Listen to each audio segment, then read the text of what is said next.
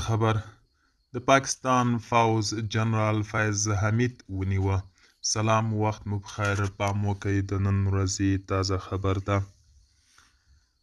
د پاکستاني رسنیو د راپورونو له مخې د ISI پخوانی مشر او د کابل په سرینا هوټل کې د طالبانو په بریا د چایو پیالې پورته کوونکي جنرال فیض حمید له واک څخه د ناوړه استفادې په قضیو کې د پاکستاني پوځ له لوري ونیول شو.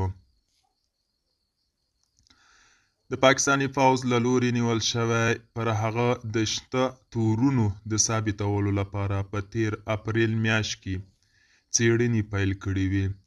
هغه په غیر قانوني ډول د یو ښارګوټي په جوړولو او د ټاپ سیټي په نوم د یو لوی ساختمان شرکت پر دفترونو د بریدونو او له هغوی څخه په باج اخیستو تورن دی.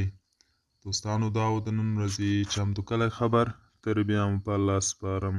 ښې چارې، ښه وخت.